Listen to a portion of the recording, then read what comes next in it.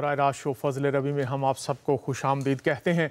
खुदावंद का शुक्र अदा करते हैं, उसने फिर से ये मौका दिया है कि हम उसके कलाम की बातों को सीख कर बाबरकत हो सकते हैं।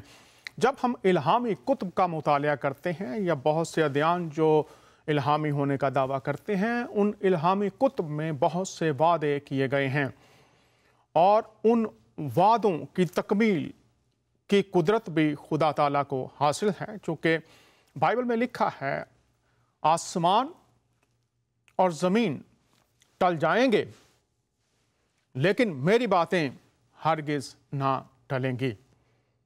खुदा के सारे वादे हाँ और आमीन के साथ हैं। जब हम इन कुतुब में खुदा के वादों को, उसकी सफ़ात को देखते हैं तो इस्लाम, मसीहत और यहूदियत में इन तमाम अदयान में जो शख्सियत जिसको इन अदयान के मानने वाले अपना जद्द अमजद समझते हैं, उस शख्सियत का नाम खुदा का अजीम बंदा इब्राहिम। और जब खुदा ने इब्राहिम को बुलाया तो उसके साथ कुछ वादे किए गए थे और उन वादों में से एक वादा ये था जो कि पैदाइश की किताब में है, 12वें बाब में है। और यहाँ पर जिक्र है, ज़रूरी है जब किसी ज़ात की बात की जाती है तो किस तरह से खुदा ने उसको बुलाया, खुदा उसके साथ मुखातिब हुआ, क्या बातें हुई और उन बातों में खुदा ने कौन कौन सी बरकत का वादा किया। ज़रूरी है कि हम जब इस बड़ी शख्सियत को अपना जद्द अमजद मानते हैं तो फिर सीखें। 12वें बाब में पैदाइश की किताब है और खुदावंद ने इब्राहिम से कहा कि तू अपने वतन और अपने नातेदारों के बीच से और अपने बाप के घर से निकलकर उस मुल्क में जा, मैं तुझे दिखाऊंगा और मैं तुझे एक बड़ी कौम बनाऊंगा और बरकत दूंगा और तेरा नाम सरफराज करूंगा।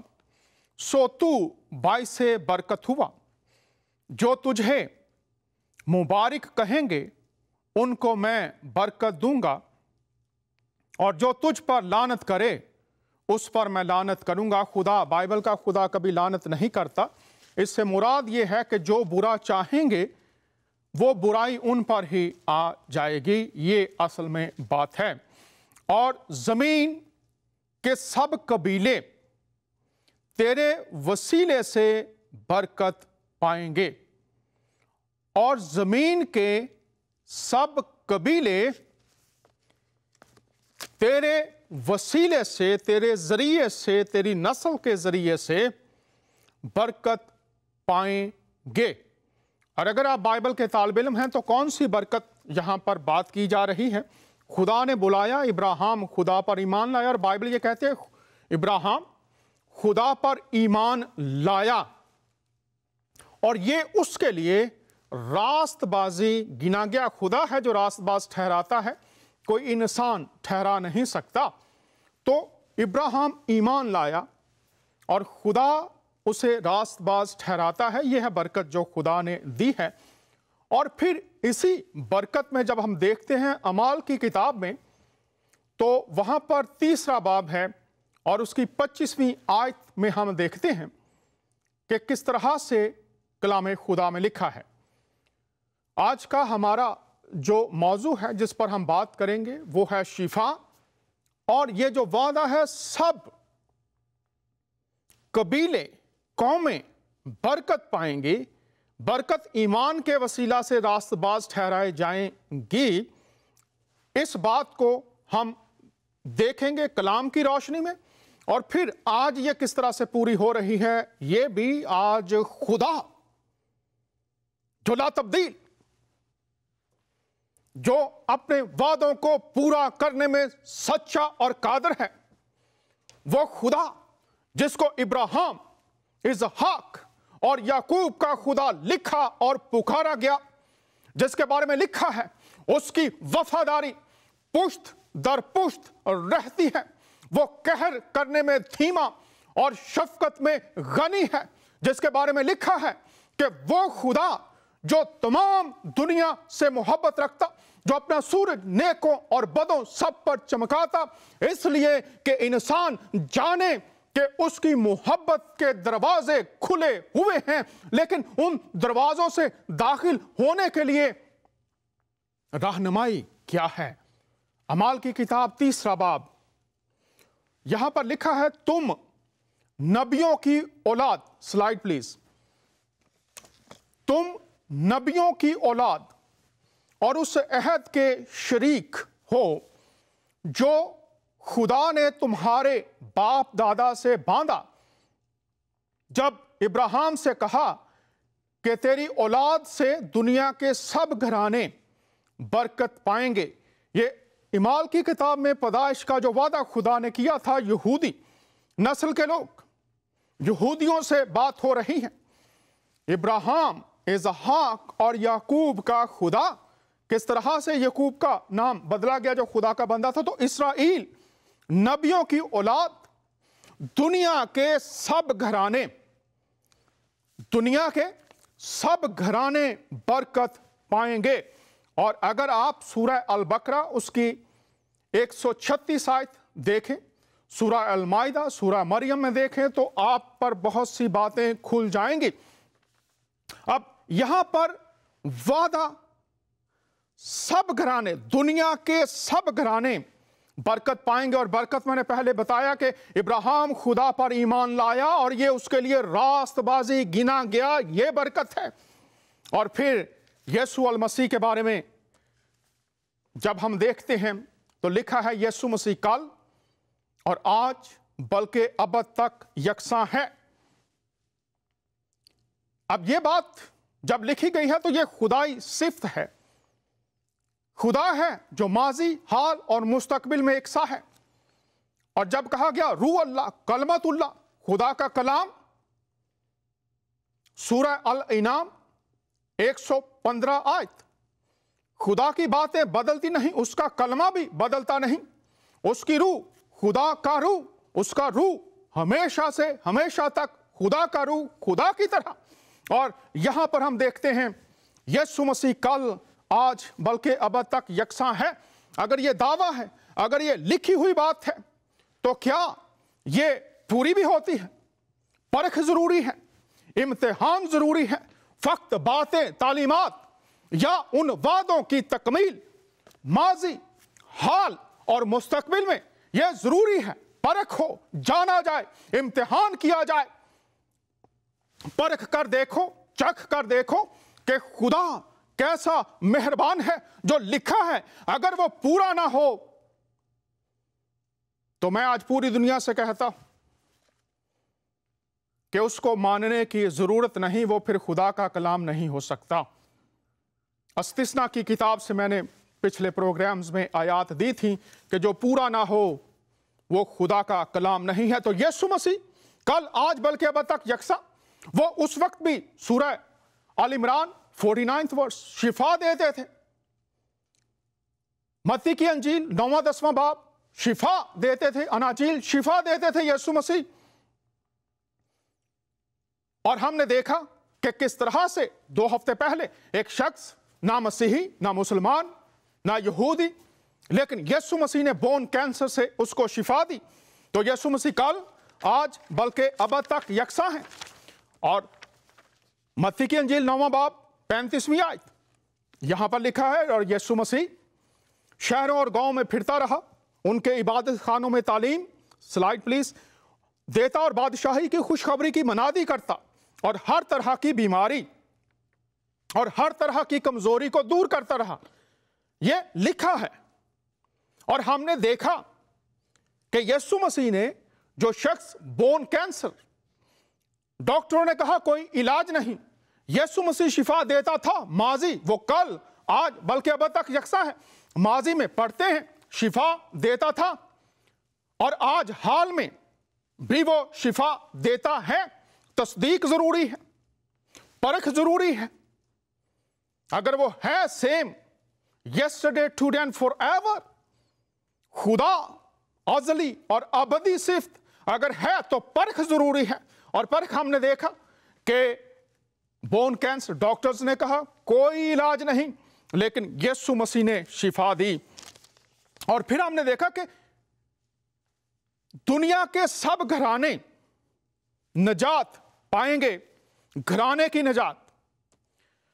यह हम देखते हैं, अमाल की किताब है और इसका 16वां बाब है। यहां पर लिखा है, उन्होंने कहा घराने की निजात का वादा और तकमील, सब घराने निजात पाएंगे। आइए देखते हैं। उन्होंने कहा खुदावंद यीशु पर ईमान ला तो तू और तेरा घराना निजात पाएगा। और उन्होंने ऊपर घर में ले जाकर दस्तरखान बिछाया और अपने सारे घराने समेत खुदा पर ईमान लाकर बड़ी खुशी की। अगर इस बाप का, इन आयात का पस मंजर आप देखें तो ये फिलिप्पी शहर के कैद खाना में यीशु मसीह के शागिर्द कैद थे, और जब वो दुआ कर रहे थे तो बड़ा भूचाल आया और जो कैद खाना था वो हिल गया, दरवाजे खुल गए, और जो वहां पर दरोगा था, जो इंचार्ज था, उसने अपने आप को मार लेना चाहा। उस वक्त रोमी कानून ये था, जब मैं बात करता हूं पस मंजर की, इसलिए मैं सबसे कहता हूं कि पस मंजर जरूर देखिए किस दौर की बात है। तो रोमी कानून ये था कि अगर जो सिपाही या इंचार्ज दरोगा है, अगर कैदी भाग गए तो उनकी जो सजा है उस ऑफिसर को मिलती थी।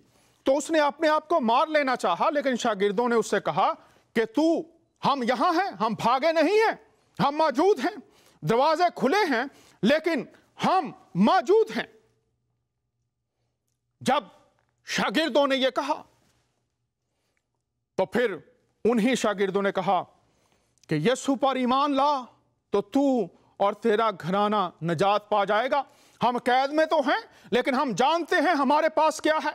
खुदा हमारे साथ है। ये उसकी कुदरत तूने देखी है कि क्या मौजज़ा हो गया। हम भाग सकते हैं, हम जा सकते हैं, लेकिन हम ये जानते हैं हमारा खुदा, अगर हम कैद में हैं वो हमारे साथ है, अगर हम आज़ाद हैं वो हमारे साथ है, अगर हम ज़मीन पर हैं वो हमारे साथ है, अगर ज़मीन को छोड़ जाते हैं फिर भी हम उसकी हुजूरी में हैं, क्योंकि उसने हमारे लिए जिंदगी जिंदगी जिंदगी और जिंदगी को मुमकिन कर दिया। जब यीशु मसीह मुर्दों में से जी उठा तो उसने फरमाया, ए कब्र तेरी फतह कहां रही, ए मौत तेरा डंक कहां रहा। यही शागिर्द जिंदगी का पैगाम इस रोमी ऑफिसर तक पहुंचाते हैं, और उसने अपने सारे घराने समेत ईमान लाकर बड़ी खुशी की। इसके बाद एक और बयान हम देखते हैं, अमाल की किताब में ही लिखा है, उसने हमसे बयान किया कि मैंने फरिश्ते को अपने घर में खड़े हुए देखा। खुदा आसमान से देखता है, फरिश्ते पैगाम रसानी करते हैं, और यह पैगाम एक शख्स, उसका नाम कर्नेलियस, यह भी सूबेदार था रोमी पलटन में। फरिश्ते को अपने घर में खड़े हुए देखा, जिसने मुझसे कहा कि याफा में आदमी भेजकर शमाउन को बुलवा ले, जो पतरस कहलाता है। वो तुझसे ऐसी बातें कहेगा जिनसे तू और तेरा सारा घराना निजात पाएगा। ये आसमान से ये रोमी शख्स है, बुतप्रस्त कौम थी, अपने बादशाहों की परस्तिश भी करते थे। और अगर आप कर्नेलियस के नाम का मतलब जानना चाहें तो यूनानी में इसका मतलब है सूरज की किरण या सिंक। सूरज की भी बतौर देवता परस्तिश की जाती थी, और यह रोमी तहजीब में उस दौर में एक मुअज़्ज़ज़ नाम समझा जाता था। और सींग उस दौर में, सींग अनॉइंट करने के लिए, चीजों को पाक करने के लिए उसमें तेल डाला जाता था। तो ये दोनों जो नाम हैं, ये देवताओं और मंदिरों से इनकी मुनासबत है। लेकिन शायद ये शख्स उस दौर के रोमी मज़ाहब, कसरत परस्ती, यूनानी फलसफे की तालीमात, दीगर तालीमात में जुस्तजू में लगा रहा। और जब इन तालीमात में उसकी रूह की प्यास ना बुझी, तो फिर वो यहूदी कुतुब की तरफ मुतवज्जो हुआ। उसने वो कुली तौर से बातों को जानता तो नहीं था, शायद वो समझता भी नहीं था, लेकिन खुदा को जान लेने की प्यास उसके अंदर थी। हकीकी खुदा की आशनाई उसके अंदर जन्म ले रही थी। और जब भी किसी रूह के अंदर प्यास पैदा होती है, खुदा को जानने की तड़प पैदा होती है, तो मैं आज पूरी दुनिया को बता देना चाहता हूं, यह शख्स रोमी शख्स है, यहूदी नहीं है, लेकिन इसकी रूह के अंदर यह प्यास है। ऐ खुदा, तू जो खालिक है, तू जो मालिक है, तू जिसको हम मानते हैं, दुनिया मानती है, मैं सच्चाई में तेरी जात से वाकिफ होना चाहता हूं। और बाइबल में लिखा है, मुझे पुकारो, मैं तुम्हें जवाब दूंगा और बड़ी बड़ी और गहरी बातें तुम पर आश्कारा करूंगा। वो बातें जो तुम्हें फलसफों में नहीं मिलती, वो बातें जो तुम्हें फलसफों के साथ साथ मजहबी रसूमात में नहीं मिलती, वो बातें, वो मकासद जो तुम हासिल करना चाहते हो, तुम्हें मराकबों में नहीं मिलते, हदिये देने में नहीं मिलते। खुदा हकीकी तड़प को देखता है। फिर आसमान से फरिश्ता आया। खुदा आपकी दुआ, आपकी तलब को देखता है, और यहां पर लिखा है, वो तुझसे ऐसी बातें कहेगा जिनसे तू और तेरा सारा घराना निजात पाएगा। वो बातें जो आपके लिए, आपके घराने के लिए, आपकी बरादरी के लिए, आपके शहरों के लिए, आपके मुल्कों के लिए बाइस बरकत और निजात हो सकती हैं। वो बातें सुनने के लिए आसमान ने कहा कि तू इस शख्स को बुला।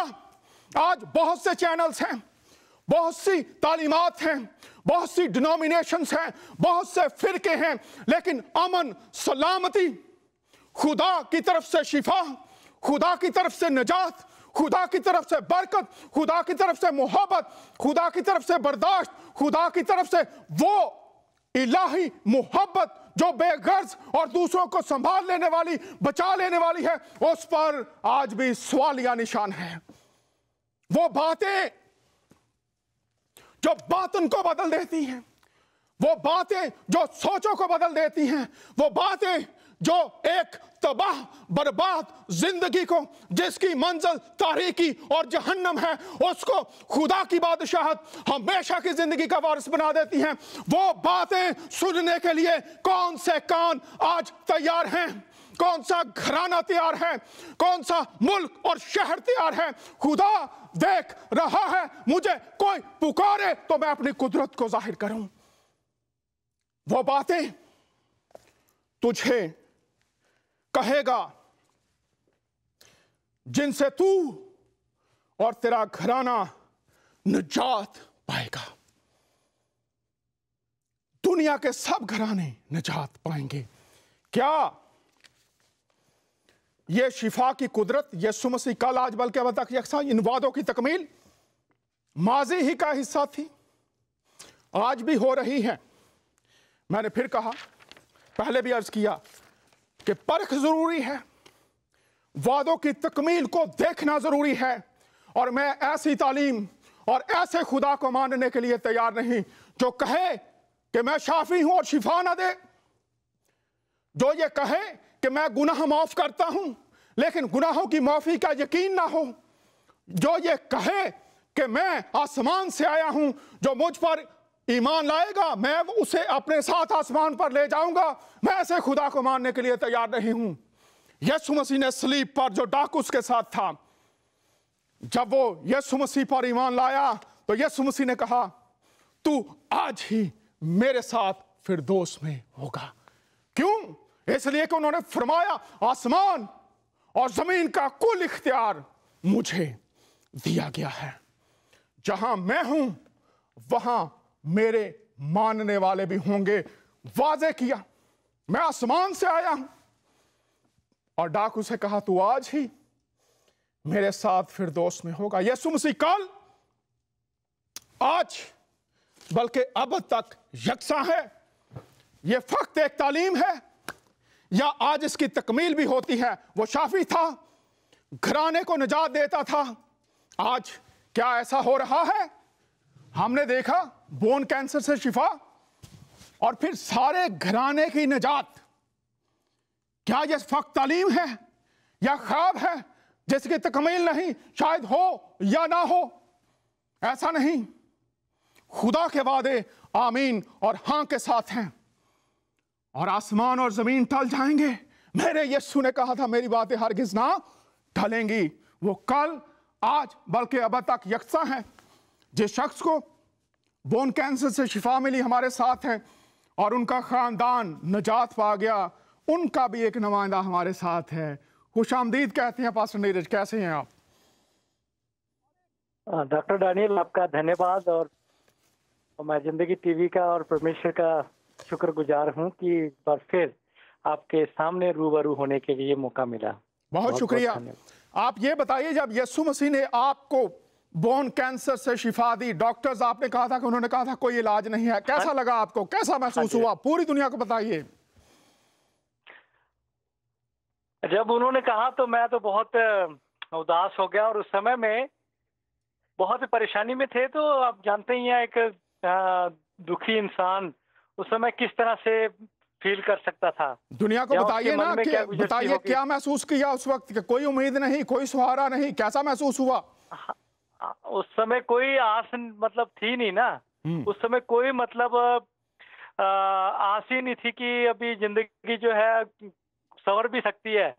और सब तरफ से जो रास्ते थे ठीक होने के वो बंद हो चुके थे। लेकिन उस समय में जैसे मैंने पहले बताया था कि परमेश्वर ने अपने वचन के द्वारा अपने लोगों को भेजा और उस समय में परमेश्वर ने हमारे जीवन में कार्य किया। वो बहुत ही मतलब अचंभे की बात थी उस समय में। तो कैसा महसूस हुआ आपको जब यीशु ने बोन कैंसर ना रहा, शिफा मिल गई? दिल के अंदर क्या बात आई उस वक्त? क्या फीलिंग्स थी, एहसासात थे, जज्बात थे? वो बताइए पूरी दुनिया को। उस कुछ टेक्निकल समय जो फीलिंग थी उसको बयान करना मेरे लिए बहुत मुश्किल है। कोई लफ्ज जो आपकी जुबान पर आते हैं? क्योंकि वो जो फीलिंग थी उसको मैं अपने मुंह से कैसे बयान कर सकता हूँ। वो खुशी जो थी उस समय जो मेरे जीवन में प्रभु ने किया, हाँ जी, वो जो फीलिंग थी वो इतनी खुशी की थी, इतनी मतलब आनंदित वाली थी जिसका मैं बयान कर ही नहीं सकता। क्योंकि एक उस समय का जो मेरा हालात था, जो बीमार में था पड़ा हुआ, उस समय बहुत ही ज्यादा दुखी था और उसके बाद एकदम मतलब ठीक हो जाना, तो आप समझ सकते हैं कि कैसे मतलब फीलिंग हो सकती है। उस खुशी को मैं मतलब बयान ही नहीं कर सकते। इतनी मतलब खुशी मेरे जीवन में आई और मैंने अपने परिवार को उस खुशी को जाहिर किया। बहुत शुक्रिया, उस समय में बहुत शुक्रिया। आपने परिवार को बताया कि ये खुशी यीशु मसीह ने दी है। और नाजरीन, ये वादा है कि तू ईमान ला तो तेरा घराना निजात पाएगा। अब आपके भाई भी हमारे साथ हैं। अब जब आप इससे मैं पहले पूछूंगा, आपने जब यीशु मसीह के बारे में खानदान को बताया तो आपके खानदान में से कितने लोग यीशु मसीह के पास आ गए? फिर आपके भाई से भी बात करेंगे, पहले आप बताइए।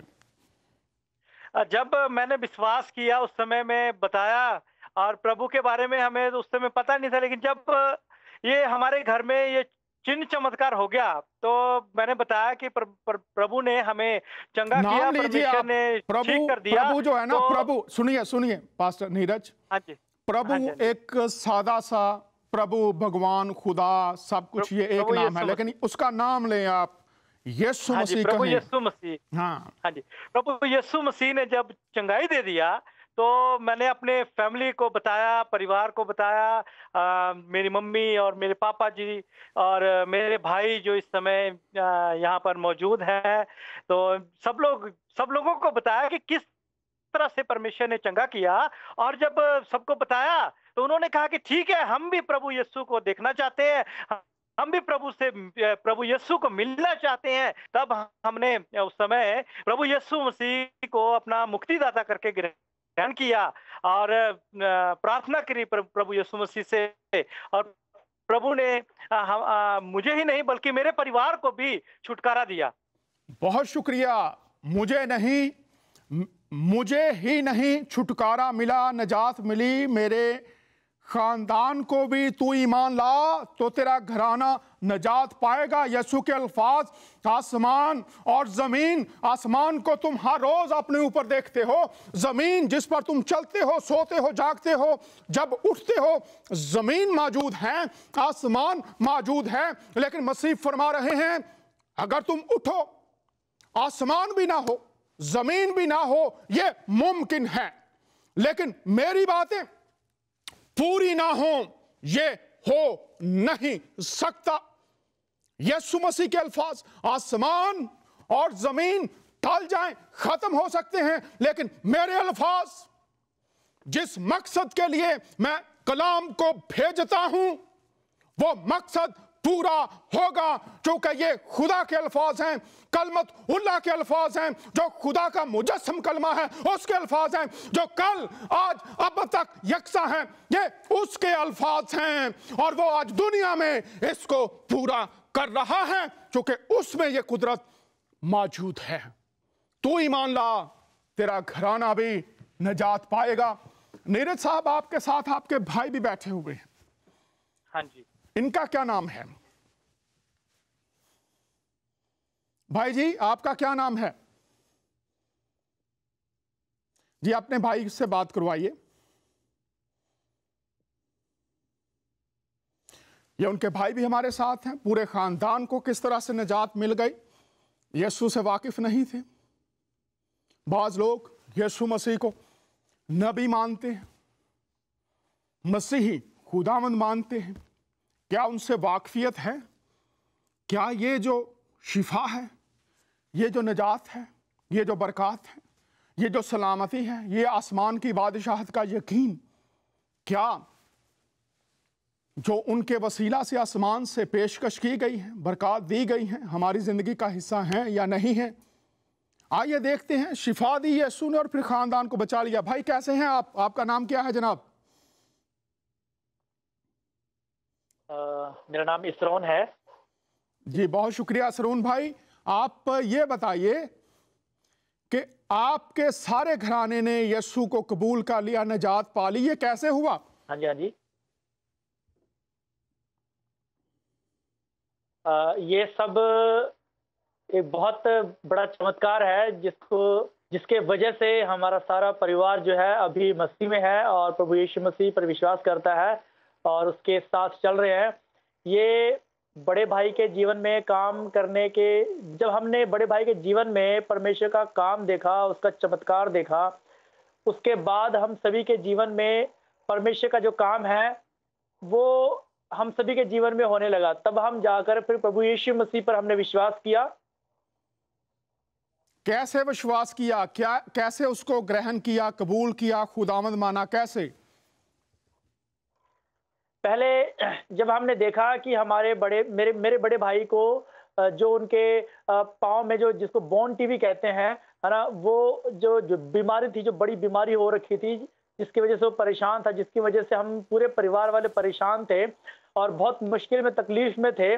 और जब हमने देखा कि जब एक सेवक आया और उन्होंने भाई से बात किया, प्रभु यीशु मसीह के बारे में बताया, और जब इन्होंने उसको सुना, उसको ध्यान दिया और जब उस पर विश्वास किया, और जब उसने उस पर विश्वास किया तो इसके जीवन में, मेरे भाई के जीवन में परमेश्वर का चमत्कार सडनली हो गया। और जब चमत्कार हुआ तो हम सभी लोग हैरान हो गए कि ये कैसे हो सकता है। तब हमारी सबकी इच्छा हुई कि हम भी जो क्या है आकर देखें, हम भी उसको सुने, हम भी उसको देखें कि क्या है। जब हमने उसके पास आए, जब हमने उसको सुना, जब यीशु मसीह के बारे में जब हमने जाना, तब हमें विश्वास हुआ कि हाँ, प्रभु यीशु मसीह हमारे जीवन के सारे दुखों का निवारण कर सकता है। प्रभु यीशु मसीह हमारे जीवन का छुटकारा करने वाला है।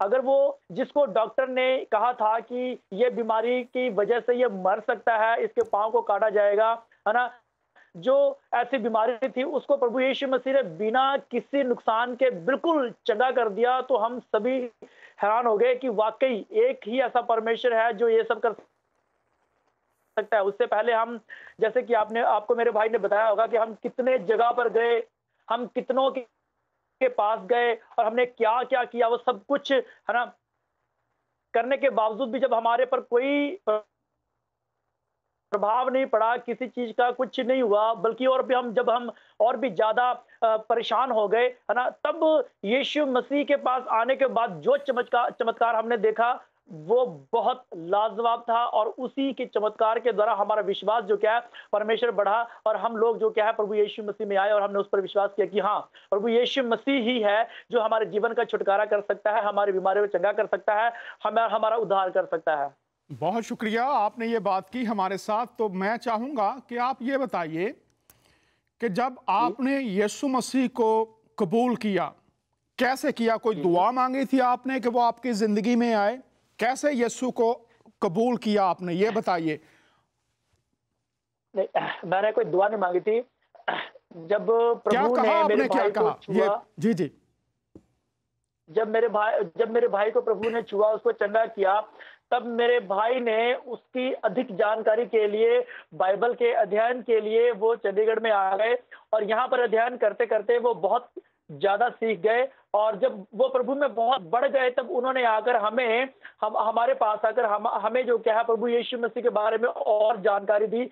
मेरा इतना ज्यादा खास विश्वास नहीं था और मैं नहीं चाहता था कि मैं इस लाइन में आऊं, है ना। लेकिन जब भाई ने मेरे को बताया, है ना, जब प्रभु यीशु मसीह के बारे में मुझे समझाया, उसके प्यार के बारे में बताया, क्या बताया ये बताइए। जानकारी थी, माफ कीजिएगा भाई, हाँ जी, ये बताइए भाई ने यीशु मसीह के बारे में आपको क्या क्या बताया? चंद बातें वो बताइए अगर आपको याद हो तो। जी जी, मेरे भाई मेरे पास आए बाइबल ट्रेनिंग करते समय, जब ये कर रहे थे उस समय, जब ये घर आए पठानकोट में, तो उन्होंने आकर मुझसे मिले और मुझसे कहने लगे कि आप जो क्या है सब ये काम छोड़ दो और सिर्फ यीशु मसीह पर ध्यान दो, उसकी बात को सुनो। और इन्होंने मुझे यीशु मसीह का प्रचार किया, यीशु मसीह के बारे में बताया और कहा कि सिर्फ यीशु मसीह है जो हमारे जीवन को छुटकारा दे सकता है, सिर्फ यीशु मसीह ही है जो हमारे पापों को क्षमा कर सकता है। तुम यीशु पर विश्वास करो। देखो, यीशु मसीह हम इतना प्यार करता है कि उसने हमारे लिए अपने जीवन को दे दिया। हमारे लिए, हमारे पापों को मिटाने के लिए उसने अपने आप को सूली पर चढ़ा दिया कि उसके सूली पर चढ़ने से हम लोग बच जाएं, हम लोग जीवन पाएं। और ये सब वो मेरे को बताने लगा। और जब मैं इन बातों को सुनने लगा, मुझे बड़ी हैरानी होने लगी कि कोई ऐसा कर सकता है क्या? कोई ऐसा भी है जो किसी दूसरे के लिए अपने जीवन को दे, है ना। लेकिन जब ये और आगे बताया कि नहीं नहीं, यीशु मसीह है जो हमसे बहुत प्यार करता है, उसने हमें बचाने के लिए अपना स्वर्गीय घर भी छोड़ दिया और यहाँ पृथ्वी पर आ गए कि वो हमें बचाए और हमारे लिए, हमारे जीवन को बचाने के लिए, हमारे पापों को क्षमा करने के लिए वो अपने जीवन को दे। और उसने ऐसा किया, अपने जीवन को दिया और हमारे लिए वो कुर्बान हो गया। तब मुझे एहसास हुआ कि नहीं, ये तो सही है। क्योंकि मैं जानता था कि जितने भी मेरे रिलेशन में थे, सब लोग हमें सिर्फ इस्तेमाल करते थे और हमें सिर्फ भटकाते थे। कोई वहीं जाने के लिए कहता था, कोई वहीं जाने के लिए कहता था। जहां भी जाओ वहां पर पैसे की बर्बादी, वहां पर समय की बर्बादी और परेशान होते रहते थे। लेकिन जब ये प्रभु यीशु मसीह के बारे में सुना, तो यहाँ पर आकर थोड़ा सा मन में लगा कि नहीं, यहाँ तो कुछ देना नहीं पड़ रहा है, यहाँ कुछ करना नहीं पड़ रहा है। सिर्फ सुनकर उस पर विश्वास करो और आप चंगे हो सकते हो और आपका जीवन सुखमय हो सकता है, आपके जिंदगी में शांति आ सकती है। तो जब मैंने ये सारी बातें सुनी, तो मुझे लगा कि नहीं, हमें प्रभु यीशु मसीह पर विश्वास करना चाहिए, उसके पास आना चाहिए। और फिर हमने इनसे और ज्यादा सीखना शुरू किया, और ज्यादा हमने भाई से सुनना शुरू किया। और ऐसे सुनते सुनते हमारे मन में और भी ज्यादा विश्वास आया और हम प्रभु के पास और नजदीक में आ गए। तो आपके खानदान के कितने लोग सारे के सारे यीशु मसीह पर ईमान ले आए, या अभी तक कुछ बाकी हैं? आपका जो परिवार है उसकी बात कर रहा हूँ, रिश्तेदारों की नहीं, परिवार के लोग। जी जी, तो सबसे पहले जो क्या है भाई विश्वास में आए, और उसके बाद फिर जो मेरी माता जी थी वो विश्वास में आए, फिर मैं विश्वास में आया। तो इस प्रकार से मेरा छोटा भाई है वो भी विश्वास में आया। अभी हमारा सारा परिवार जो है वो विश्वास में है और मसीह में आगे बढ़ रहे हैं। तू ईमान ला तो तेरा घराना नजात पाएगा। तू आमीन। ईमान ऐसा ही हुआ। ला तो तेरा घराना नजात पाएगा। बाइबल के वादे की तकमील, जी बाइबल के वादे की तकमील। यीशु मसीह कल आज अब तक यकसा है, उसकी तस्दीक पढ़ने की जरूरत नहीं, पढ़िए भी, कहीं और से ढूंढने की जरूरत नहीं, ढूंढिए भी, आपके सामने खुदा के वादों की तकमील मौजूद है। पूरी दुनिया से मैं दावत देता हूं, अगर कोई शख्स सवाल करना चाहे मेरे मेहमानों से, कोई बात पूछना चाहे मेरे मेहमानों से, आपको दावत है, अभी 25 मिनट हमारे पास हैं, आप कॉल कर सकते हैं। तो ये बताइए भाई कि जब यीशु मसीह को आपने खुदावंद नजात दहिंदा कबूल कर लिया तो आपकी जिंदगी में क्या तब्दीलियां वाक़या हुई? क्या तब्दीलियां वाक़या हुई? 1 2 3 4 5 बताइए, बड़ी बातें क्या हुई? जी जी, जब मैंने सबसे पहले तो जब मुझे ये बोला गया है ना कि आप प्रभु यीशु पर ईमान लाओ और उसके द्वारा आप निजात पा सकते हैं, जिंदगी पा सकते हैं, तो पहले तो मैं बहुत गुस्सा हो गया कि नहीं, मैं नहीं इस पर विश्वास करूंगा। ये कोई कौन है, मैं जानता नहीं इसको, पहचानता नहीं, कभी इसके बारे में सुना नहीं, जाना नहीं। ऐसी बातें हमारे दोनों में हो गई और मैं अपने बड़े भाई से बहुत गुस्सा हो गया कि मुझे कहाँ लेके जा रहे हो, है ना, मैंने नहीं जाना। और मैं लड़के चला गया। और जब मैं जा रहा था तो मेन रोड में चलते चलते अचानक से पता नहीं मुझे क्या हुआ और मैं मुड़ गया घर में आने के लिए। मैं वापस मुड़ा और जैसे मैं वापस मुड़ा, सामने से एक ट्रक आ रहा था और उस ट्रक से सिर्फ कुछ ही दूरी का फासला था और मैं उसको क्रॉस करके निकल गया और उसने आगे जाकर ब्रेक लगाई और जोर से चिल्लाया, अरे भाई मरना है क्या? लेकिन मुझे उसकी बात बिल्कुल भी सुनाई नहीं दिया और आसपास के जो दुकान वाले थे वो भी मुझ पे चिल्ला रहे थे, अरे भाई तुझे क्या हो गया, तुझे मरना है क्या, ऐसे करके। लेकिन मुझे किसी की बात मेरे को मतलब कि अनसुनी से लग रही थी और मुझे कुछ सुनाई नहीं दे रहा था, लेकिन लोग ऐसे कह रहे थे। और उसके बाद मैं सीधा घर पे आया। घर पे आने के बाद मैंने भाई से कहा, भाई चलो मैं भी प्रभु यीशु के पास चलूंगा, मैं भी प्रभु पर विश्वास करूंगा। और उसी समय भाई मुझे देखकर बहुत हैरान हो गए। उस समय उनकी आंखों में आंसू आ गया था कि अचानक इसको क्या हो गया, अभी तो मुझसे लड़कर गया था, अभी तो मुझसे इसने लड़ाई करी थी और मुझसे लड़के तो चला गया था और अचानक ही आकर ये क्या हो गया। लेकिन जब मैंने उस सच्चे खुदा का ये काम देखा, मैं सच में उस समय अगर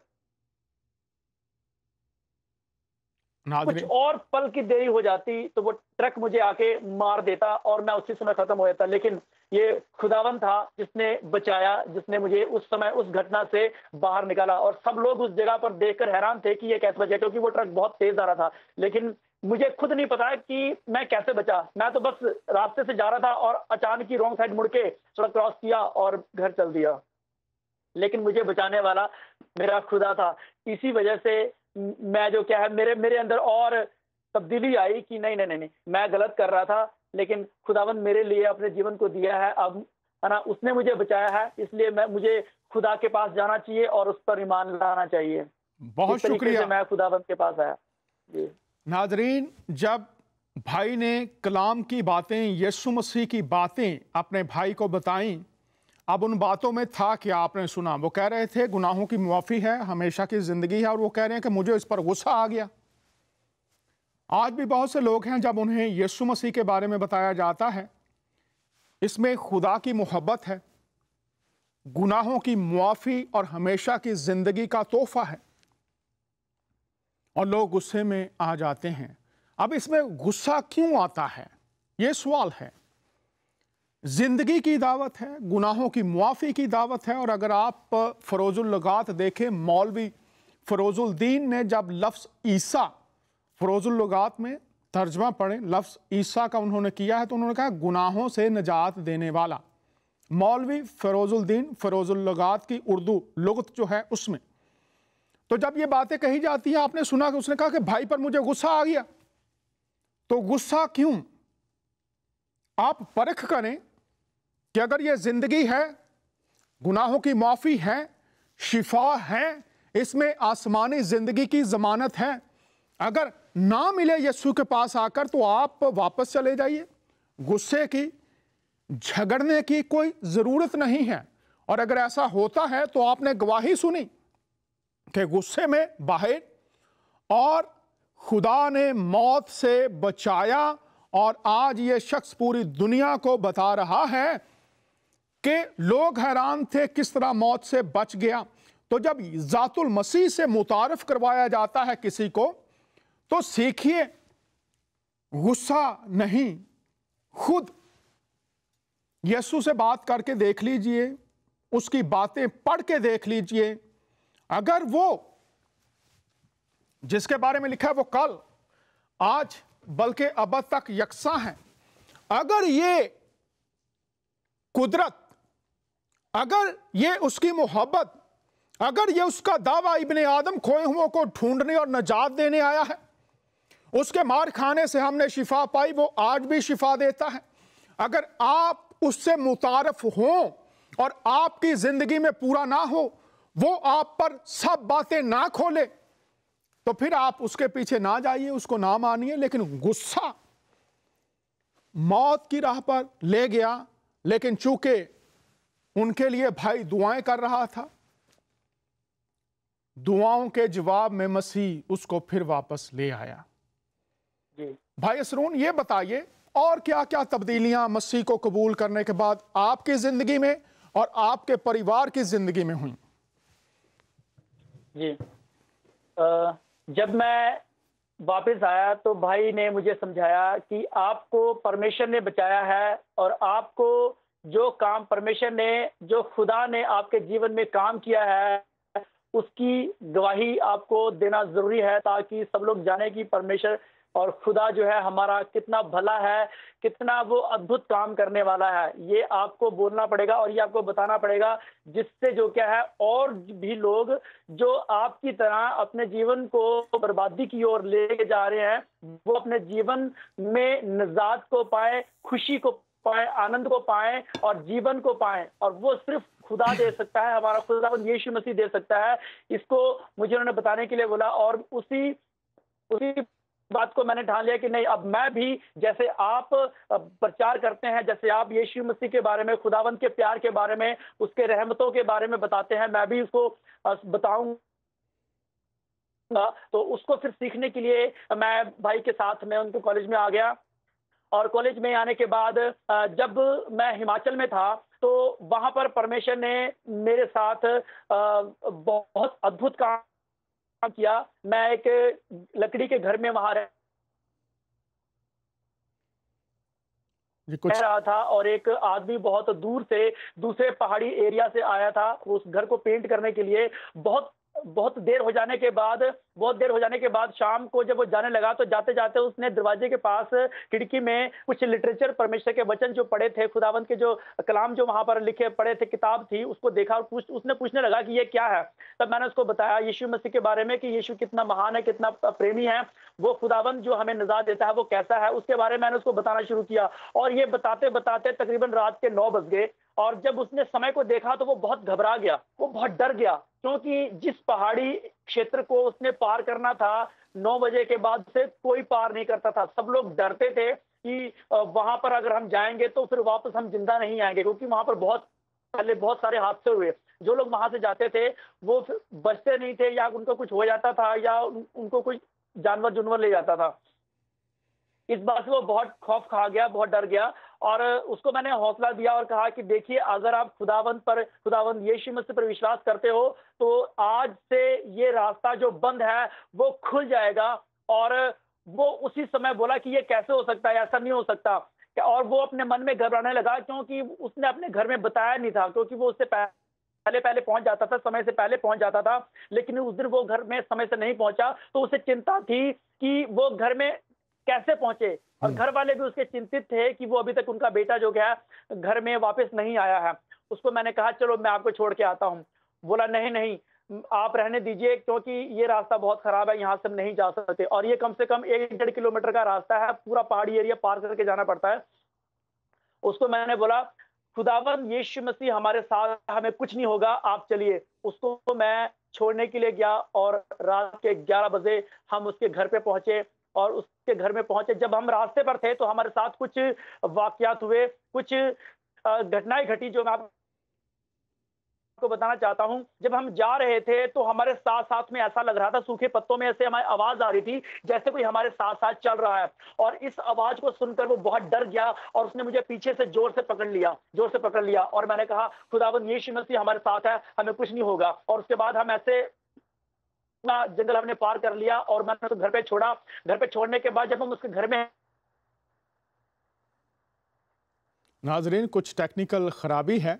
मेरी दरख्वास्त होगी टीम से कि आप अगर ऑडियो ले लें ताकि ये सिलसिला यहीं से जारी जंगल रहे। में से यहाँ पर कैसे पहुंचे, वहां पर जाकर मैंने उनको यीशु मसीह के बारे में बताया कि देखो, जिस खुदावंद का मैं बेटा हूं, जो खुदावंद यीशु मसीह मेरा परमेश्वर है, वो मुझे यहां तक लेकर आया है। जब मैंने उनको वहां पर यीशु मसीह के प्रेम के बारे में, उसके सामर्थ्य के बारे में बताया, तो उन्होंने कहा हम भी कल आपके पास आएंगे। और उन्होंने मुझे वहां पर रुकने के लिए कहा, लेकिन मैंने उनसे कहा कि नहीं, मैं नहीं रुक सकता, मुझे जाना है। और मैं उसी दिन वहां से आधी रात को वापस घर पे आ गया। और जब मैं वहां से घर पे आया तो अगले दिन दोबारा वो व्यक्ति मेरे पास आया और उसने मुझे सही सलामत पाया। और उसके बाद सबसे बड़ी जो चमत्कार वाली बात हुई थी वो ये हुई थी कि जिस रास्ते से 9 बजे के बाद कोई शख्स नहीं गुजरता था, यहां तक कि वहां से सरकारी गाड़ियां, बसें तक नहीं गुजरती थी, वहां पर वो रोड चलना शुरू हो गया और जंगल में से लोगों का आना जाना शुरू हो गया। अब वो रास्ता जो क्या खुल चुका था और वहां पर कोई अब किसी से डरता नहीं था।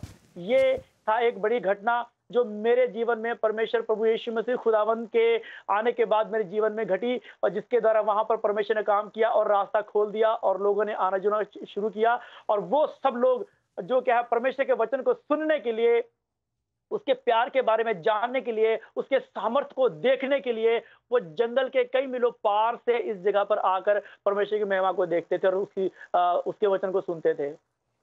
बहुत शुक्रिया। मैं पूरी दुनिया के लोगों को बताना चाहता हूं कि जब यीशु मसीह का कोई पैरोकार बन जाता है तो बाइबल मुक़द्दस में लिखा है, कोई हथियार जो तुम्हारे खिलाफ बनाया जाए काम ना आएगा। यीशु मसीह इख्तियार दे देते हैं, जाओ सांपों और बिच्छुओं को कुचलो लो और दुश्मन की सारी कुदरत पर। तारीकी की कुव्वतों की बात है, इंसानों को मारना नहीं है, तारीकी की कुव्वतों की। चूंकि इफ्सियों के खत में लिखा है, हमारी लड़ाई जो है वो जिस्मानी नहीं बल्कि रूहानी कुव्वतों के साथ है। और मसीह ने इख्तियार दिया था कि जाओ सांपों और बिच्छुओं को, बदी की कुव्वतों की बात की जा रही है, इंसानों की नहीं, शैतानी कुव्वतों की, और गालिब आओ और तुमको हरगिज किसी चीज से जरर नहीं पहुंचेगा। देखो, मैं दुनिया के आखिर तक हमेशा तुम्हारे साथ हूं। और मसीह की हजूरी के बारे में जब यूहन्ना लिखता है तो वो फरमाते हैं, जो मुझ में है, जो हम में है, वो इससे बड़ा है जो इस दुनिया में है। शैतानी कुव्वतों की बात की जा रही है, वो आगे ठहर नहीं सकती, चूंकि ये यीशु मसीह का वादा है। और आपने खुद देखा और सुन लिया है कि जो रोड बंद एक खादिम जो मसीह की हजूरी में चलता है, जो उसके वादों में आ चुका है, उसकी पैरवी में आ चुका है, उसके वसीला से बदी की कुव्वतें शिकस्त खाती चली गईं। बहुत शुक्रिया असरून भाई, आपने ये बात हमें बताई है, मैं शुक्रगुजार हूं। और क्या क्या यीशु मसीह ने आपके परिवार में, मैं चाहूंगा कि दीगर जो परिवार के लोग, खानदान के लोग हैं, उनकी जिंदगियों में क्या क्या तब्दीलियां आई, क्या क्या काम हुए, अगर थोड़ा सा वो भी बताना चाहें। 10 मिनट हमारे पास हैं बस। जी जी। अभी हाल ही में मेरा बेटा जो 8.5 साल का है, वो बीमार हो गया और हमने उसे एक दवाई दी, रात के समय में दवाई दी। वो पैरासीटामोल थी, एक दवाई थी, हमने उसको पिलाई लिक्विड। और जैसे उसने उसको पिया, उसके पूरे बॉडी में वो रिएक्शन कर गया। रिएक्शन करने के द्वारा उसकी जो हालत है वो बहुत खराब हो गई थी। उसके पूरे चेहरे जो है सूज गया था, बड़े फफोले हो गए थे, रेड रैशिश आ गए और हम बहुत घबरा गए कि अचानक इसको क्या हो गया। और नेक्स्ट डे जब हम हॉस्पिटल में गए तो उन्होंने भी एक एंटी एलर्जिक एक मेडिसिन दी और उसको खाने के लिए बोला कि इसे दे दो, इससे ठीक हो जाएगा। जैसे हमने उसको दिया और ज्यादा रिएक्शन हो गया, उसके सिर पे, उसके पीठ में, गाल में, कान के पीछे, आंख में बड़े बड़े फोड़े टाइप के हो गए और हम बहुत घबरा गए। और उसी समय हम चंडीगढ़ के एक बहुत बड़े जो हॉस्पिटल है सेक्टर 32 में, एक इमरजेंसी हॉस्पिटल है, बहुत बड़ा है, वहां पर गए और वहां पर हम रात को गए और रात को जाने के बाद उन्होंने कहा कि आप जाइए। उन्होंने एक इंजेक्शन लगाया, इंजेक्शन लगाने के बोला कि हम इसको अभी ऑब्जर्व करेंगे और देखेंगे कि ये कम होता है कि नहीं होता है।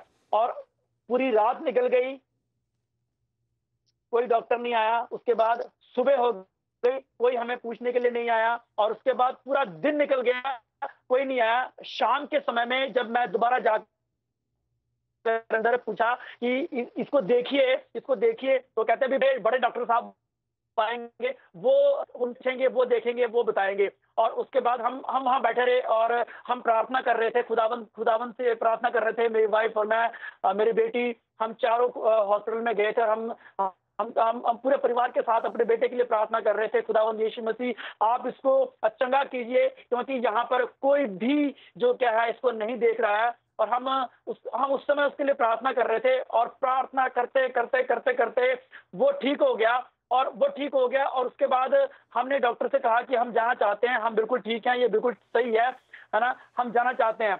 और वो कहते कि नहीं, अभी डॉक्टर साहब आएंगे, आप उनसे दिखा के जाना। हमने बोला कि हम यहाँ से कल रात से लेकर आज रात हो गई है, दूसरी रात है ये, कोई भी हमें देखने के लिए आया और हमने सिर्फ प्रार्थना करी और ये ठीक हो गया, हमारे खुदावन ने ठीक कर दिया, अब हम जाना चाहते हैं।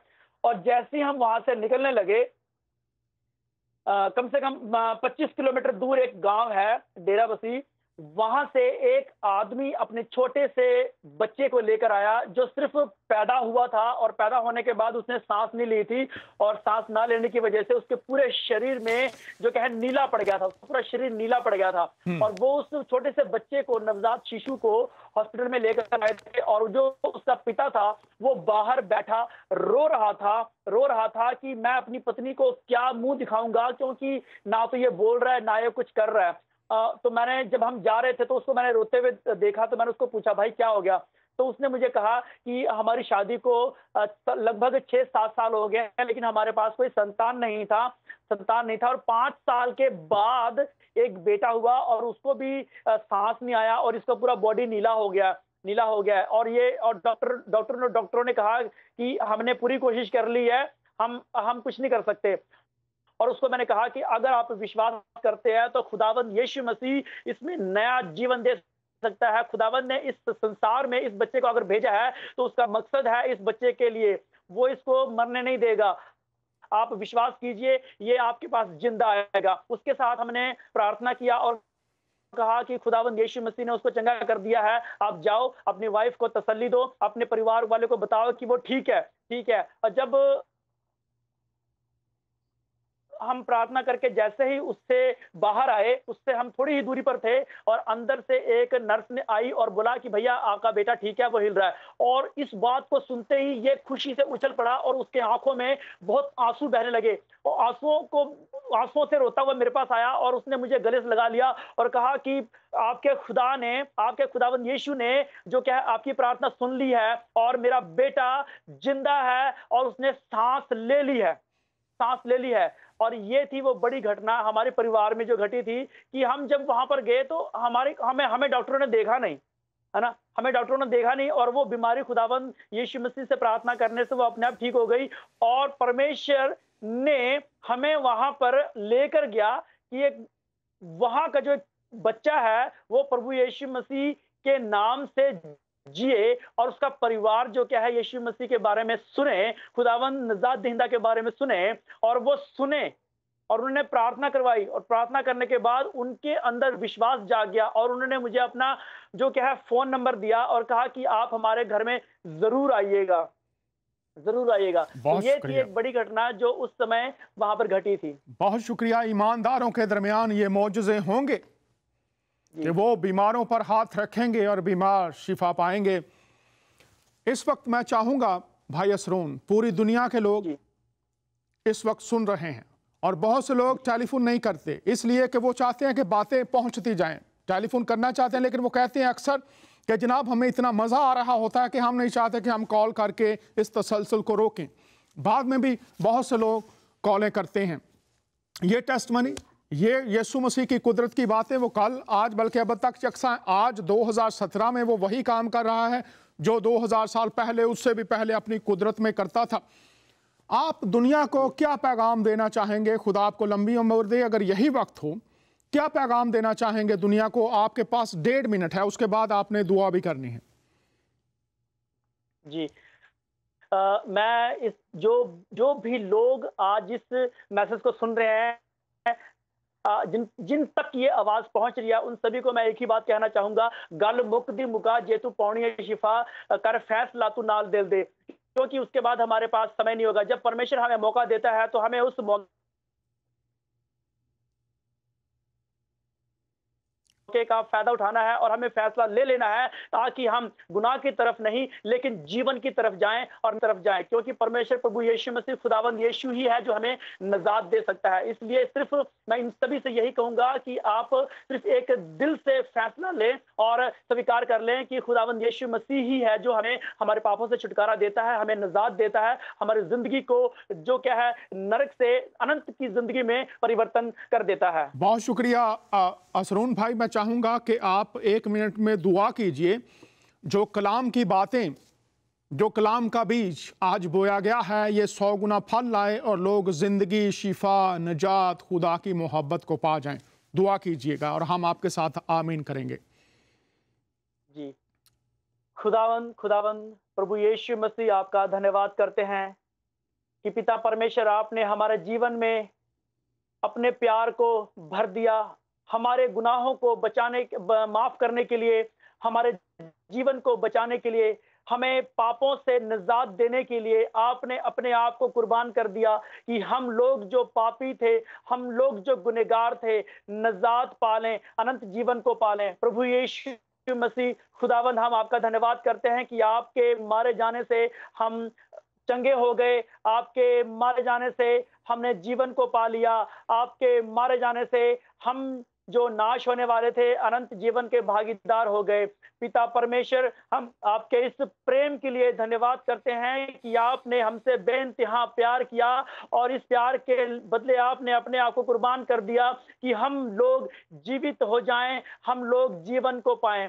पिता परमेश्वर खुदावंद यीशु मसीह, हम आपके इस प्यार के बदले आपको बहुतायत के साथ धन्यवाद करते हैं और हम अपने हृदय से तुझे आमंत्रित करते हैं कि आप हमारे जीवन में आए, ताकि हमारा जो जीवन है वो बदल जाए, हम जीवन को पाएं, अनंत जीवन के भागीदार हो जाएं। पिता परमेश्वर, धन्यवाद करते हैं एक बार फिर से आज इस सुंदर समय के लिए, और खासकर प्यारे खुदावंद आपके सेवक डॉक्टर डैनियल के लिए और इस जिंदगी टीवी के लिए, जिसके जरिए प्रभु जी आज हम रूबरू हो पाए और इस वचन को प्रभु जी हम सुन पाए हैं, और इसके जरिए प्रभु जी हम आपके आश्चर्य कर्मों को जान पाए हैं, आपके सामर्थ्य के कामों को जान पाए हैं, आपके प्रेम के बारे में जान पाए हैं। पिता परमेश्वर, हम जब आपके वचनों को सुनते हैं, जब हमने आपके इन कलामों को सुना है, तो पिता हम जीवन को पाएं। हमारा धन्यवाद यीशु के नाम से मांगते हैं, आमीन आमीन आमीन। हमारा वक्त खत्म हो गया। भाई असरून, पास्टर नीरज, बहुत शुक्रिया। यीशु मसीह कल, आज, बल्कि अब तक यकसा है। आप सबके लिए उसकी बरकत जारी हैं। अपना हिस्सा लीजिए। फिर अगले हफ्ते आपसे मुलाकात होगी। इजाजत चाहते हैं आपका मेजबान दानियाल।